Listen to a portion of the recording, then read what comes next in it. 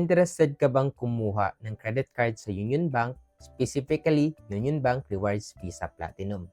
Kung ganon, ang swerte mo kasi kaka 365 days ko lang ito ever since nakuha at nagamit ko itong card nito. So it's about time to give my honest review. So kung interested ka, keep on watching. Let's go! In reviewing this card, usually gumagamit ako ng 4 characteristics in credit card. First is the NAFA-L.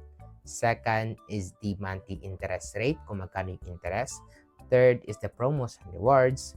Fourth is the cash advance fee. So to begin with, simulan muna natin sa NAFA-L or no annual fee for life. NAFA-L ba itong credit card na to? Yes and no. Bakit yes and no po?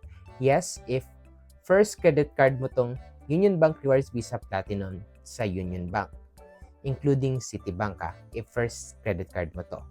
Kasi kapag hindi po kayo qualified sa NAFA-L. If first credit card nyo po si Union Bank Rewards Visa Platinum sa Union Bank at sa Citibank, qualified po kayo and you just need to spend 20,000 pesos, pwede accumulated or single receipt purchase.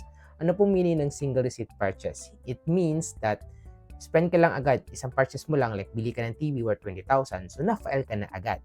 Or di kaya accumulated, ibig sabihin, spend ka na 2,000 ngayon, spend ka ulit ng another 8,000, spend ka ulit ng another 10,000, hanggang ma-accumulate mo yung 20,000. Note ha, yung 20,000 spend is, magiging qualify ka lang nun if ever first credit card mo ito sa Union Bank at Citibank.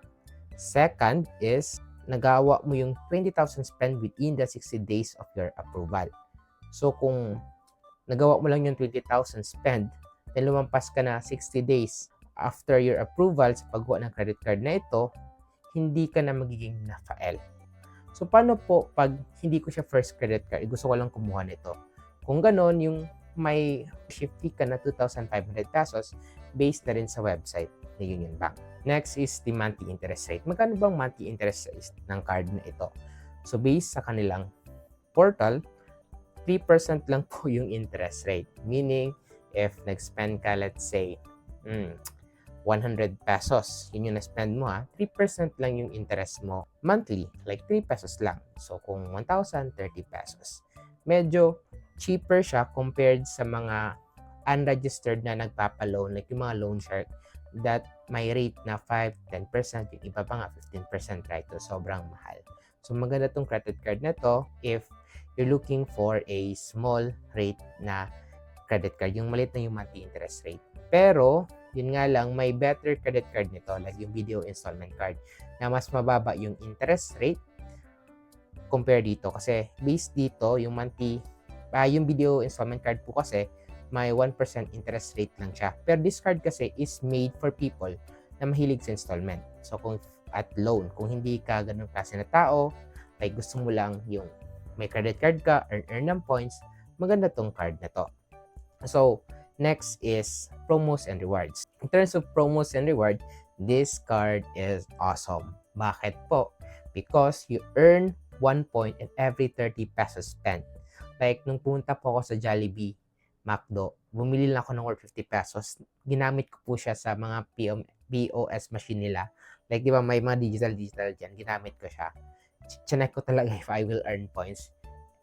If I spend 50 pesos, yes, I earn points. Kasi nga, part siya, nag-spend ako ng 30 pesos. Pero, 1 point lang kasi 50 lang man. If 60, nagiging 2 points na. Isa pa, if gagamitin mo to for shopping, let's say, dine-in dito sa bansa natin or sa abroad. So, for example, nag-spend kag 30 pesos. Instead of 1 point, 3 points yung ma-earn mo. Times 3 siya. So, di ba? Not bad na rin. So, in terms naman sa redemption ng point, sobrang dali lang ma-redeem sa Union Bank na app. Sa Union Bank, kailangan mo lang ng 1,700 points if interested ka sa points to cash. So, if may 1,700 points ka na, may 100 pesos cash pa ka na, di ba? Not bad na rin, directly to your savings account. Pero ang tanong, is this the best card for gaining points? Not so, because based on my research, may mga card na you'll earn 1 point for every 20 pesos spend. Like yung HSBC Red Platinum, Metrobank Titanium, Metrobank Rewards Plus, ganun. Spend ka lang ng 20 pesos, gain ka na ng 1 point. Pero this card is a great card also. Kasi nga po, na-file siya. So, di ba, you earn points and hindi ka mapipressure nag-spend ng sobrang laki-laki per year.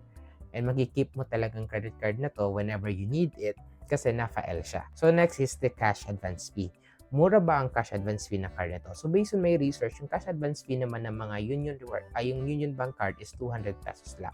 So, hindi siya ganun kataas. Kasi based on experience, yung cash advance fee ng BPI is for 300 pesos. So, mas cheaper siya sa Union Bank by 100 pesos, di ba?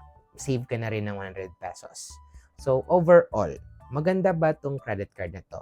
So, if beginner ka po and yung goal mo lang is to build your credit score or yung credibility mo sa bank and ayaw mo mag-spend ng sobrang dami laki-laki every year kasi student ka pa lang, this card is for you. So, if I am to rate it out of 10, i-rate ko po talaga siya na 9.5 out of 10. Ganon. Pero if isa kang tao na mahilig mag-installment, ganon, this card is not for you. Kasi nga, there is a lot of card that is better than this, like video installment card na mas maliit yung interest. So, kung in that aspect, I'll rate this card 5 out of 10. Kasi nga, this card is not designed for those type of usage. So, if after watching this video, gusto mo na mag-apply ng credit card na Union Bank Rewards Visa, you can use my referral link sa baba kung saan if you use it, you also gain gift card na pwede mong magamit once ma-approve ka at mag-spend ka ng certain amount based sa criteria ni Union Bank. Kung saan yung gift card na yun, pwede mo siya magamit sa mga partner merchant ni Union Bank. Ano yung mga partner merchant? Example nun is yung Walter Mart Market, SM, Philippines, IKEA, and Jollibee Group. So, if you want more videos pala na ganito, gusto mong manood ng review ko about my video installment card or yung BPI rewards card ko. Want more videos like this, forget to like, subscribe. Yun lang. See you in my next video. Let's go.